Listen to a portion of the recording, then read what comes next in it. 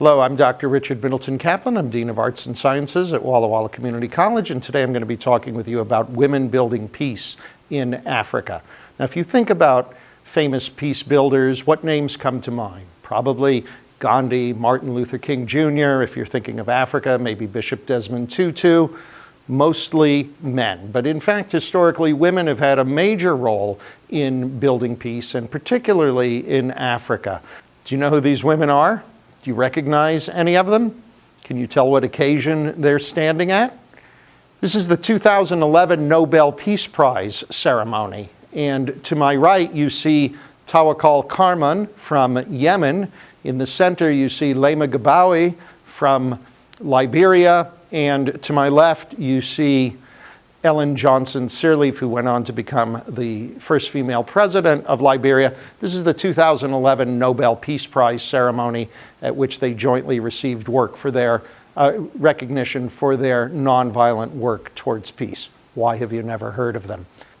This is another Nobel Peace Prize winner. She's known as the Earth Mother. Her name is Wangari Maathai. She actually passed away a couple of years ago. She was the founder of something called the Green Belt movement, which united environmental efforts with human rights, with women's rights. And we're going to talk more about her in a minute. I'm guessing you've never heard of her before. I've just shown you 4 Nobel Peace Prize winning women from Africa. Let me ask you a question.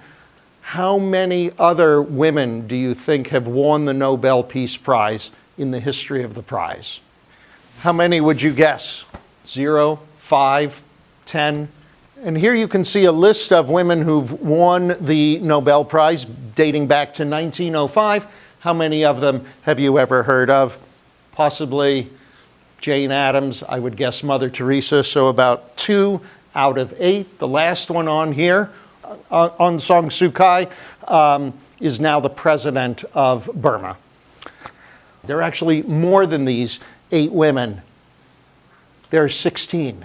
How many of these women have you heard of? 16 women who've won the Nobel Peace Prize. Why don't we know their names? The last name you might remember or recognize. Her name is Malala. Perhaps you recognize the book cover or the movie that's been made of her story. But most of these women are not known. Now, Malala is from Pakistan, but today we're going to concentrate mostly on women peace builders from Africa. And we see our Earth Mother, Wangari Maathai, down there in the corner again. I'm going to tell you a little story about what she did in the Green Belt movement in the 1990s. She's from Kenya. And in Kenya, Chevron and Texaco, American oil refineries, were taking oil from Kenyan fields. Kenyan workers were paid very, very little for this. That resource was being exported out of Kenya at huge profits to the oil companies, no profit to the local population, and the landscape was being despoiled. So Wangari Maathai tried to lead negotiations with the oil companies, protests, and she was not able to get their attention. And at the conference I attended, at which I learned this story at King's Manor House, which you see behind me at University of York in England, where I was participant in the Center for Applied Human Rights in 2011, we learned this story about this protest, and a man stood up and he said that during that time he was a security consultant for Shell in Kenya and Nigeria. And that when local people protested the taking away of their resources, the destruction of the landscape, the low wages, the lack of profit, he said from Shell's point of view, this wasn't a political problem, it wasn't an environmental problem, it wasn't a social responsibility problem, it was only a cost problem.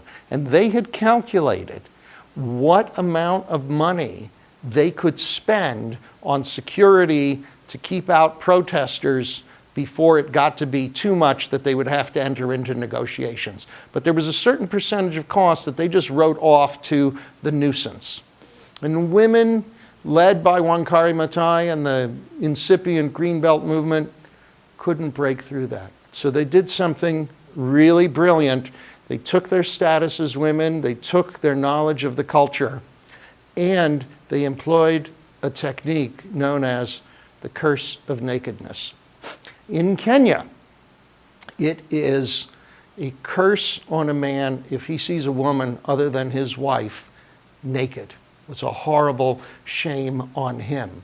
So, as a last resort, when they couldn't make any other progress, Wangari Maathai mobilized women, and they showed up at the gates of the refinery naked to protest. The men were so appalled, were so shamed that the refinery was shut down. Texaco, Chevron entered into negotiations. As a result of that, more profit went back into the Kenyan economy, an agreement to protect Kenyan resources, to help with planting of trees. And to date, since Wangari Maathai began this movement, more than 51 million trees have been planted in Kenya. Great example of unifying workers' rights, human rights, environmental rights.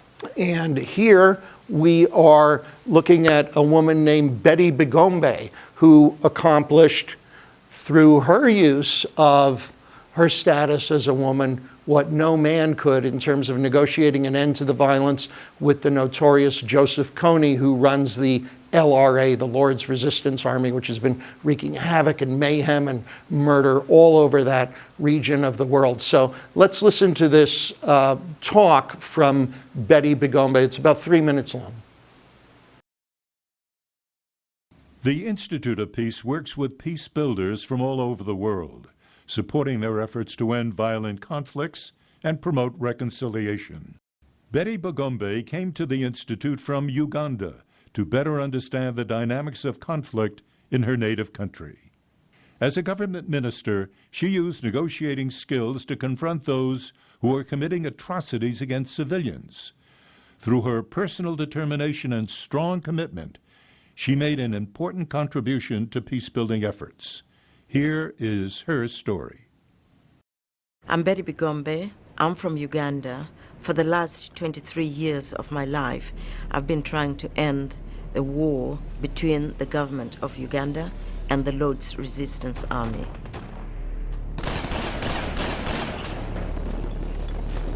I've seen women raped.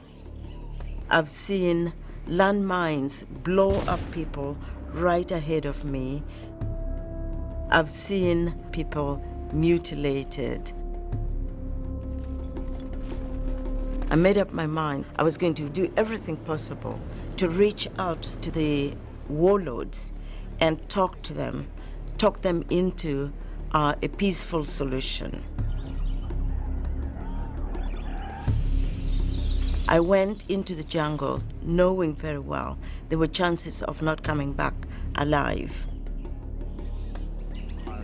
The leader can decide to kill you, he can decide to mutilate you. But I was determined because I felt that if meeting with the rebels could bring peace, would save lives, it was worthwhile making the commitment. Being a woman at the beginning played against me. The first reaction was, this is a male domain. The rebels, actually one after the other, asked me to leave, or else they would kill me. But women are more patient. They're more ready to listen. And so, even if I was angry, I knew of the atrocities they were committing. But I had to sit and talk to them in a gentle manner, like a mother. As a peace activist, I believe that persuading the warring parties to go to the table to talk is the best option, because military solution doesn't give the defeated side opportunity to address their grievances. There might be some semblance of peace for a short period of time, but sooner or later, their grievances will emerge. When you bring a political solution to any kind of violent conflict, then all these other underlying causes are addressed, and therefore people can start living together in harmony. Peace is absolutely possible in Uganda. We've gone very far. Although no peace agreement has been signed, the rebels have moved out of northern Uganda. It's just gratifying to see they're building their homes, schools are being rebuilt. We're taking our lives in our own hands. We're not going to allow war to occur anymore. We will do everything possible to stop it.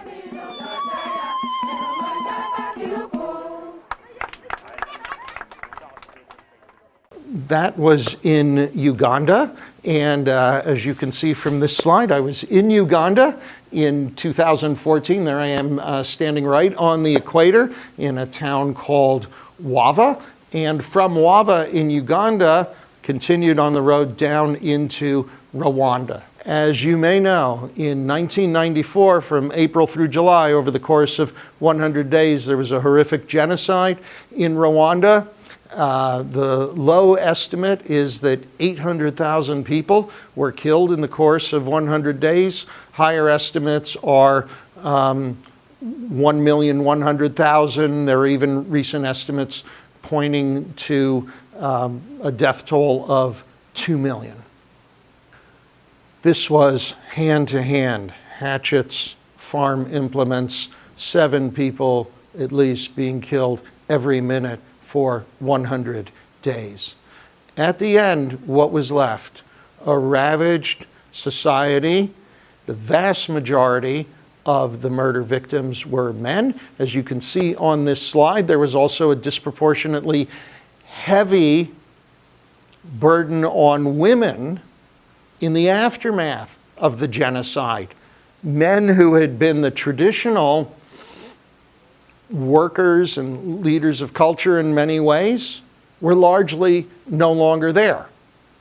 And you had 50,000 widows, you had 85,000 orphans who became heads of families if they weren't taken in by other women, and suddenly the task of rebuilding society, making a living, fell to them.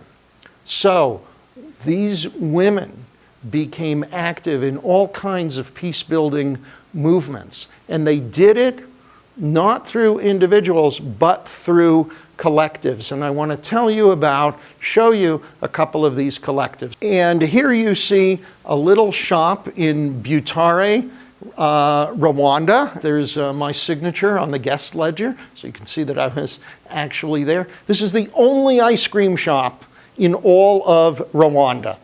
And it was founded by female survivors of the genocide who then used the profit to support each other. They also engage in a weekly drum circle. When I was there, a member of my group went and attended that circle. You can learn about it in an incredible documentary called Sweet Dreams.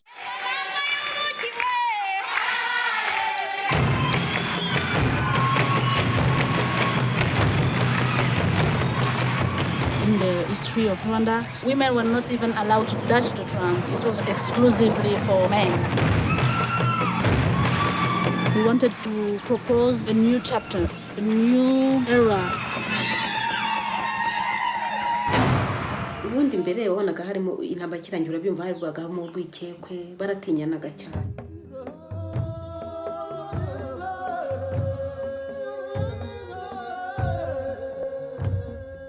People had to reconcile with themselves and with life because many people were really unhappy to be alive after the genocide.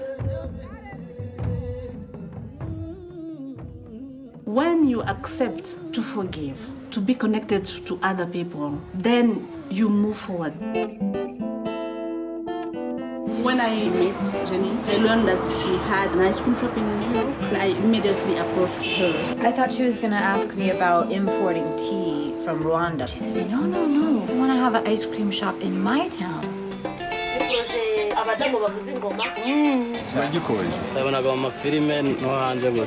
I'm very proud to be your partner, and I really, really believe in our success. Here are these women, they were drummers, they were performers, and now we want to translate those skills and that energy into a business setting.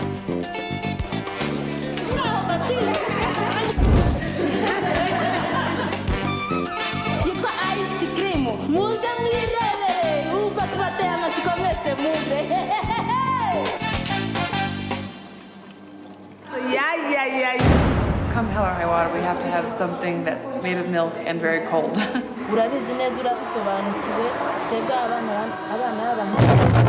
Trying is very important. Let's see how strong we are. No teeth, just your tongue. This is good. When you believe that something is possible, it's done already.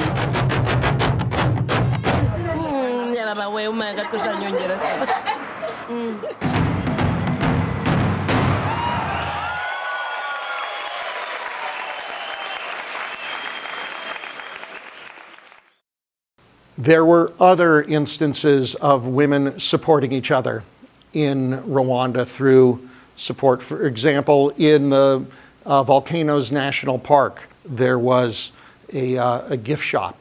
It was run by a network of women survivors who shared the profit and used it for support services. Women have been the leading peace builders in Africa, as you saw in Uganda, in Rwanda. And not only that, but after the genocide, a law was passed in Rwanda that at least 30% of parliament would be women. I believe the figure right now is about 65% of the Rwandan parliament is women. So, and they have been in a peaceful period since then and are one of the most prosperous, fastest growing countries. Why do we not hear about this when we hear about peacemaking? Why do we only hear about the slaughter? And so I've put a question up for you. What makes women's peacemaking activities so effective, sometimes much more effective than international or national larger scale efforts? And I would suggest to you that one of the reasons is that they're operating as a collective. This is different from our usual model of venerating a single individual as a genius, a Martin Luther King, a Gandhi, a Bishop Desmond Tutu. In fact, none of those people did that on their own, but the women's efforts are explicitly collective, and I think that that's a major source of their effectiveness. And also, as we saw with Betty Bigombe, as we saw with Wangari Maathai, using their status of women and their understanding of the role of women in that culture and cultural factors to be able to do what men cannot.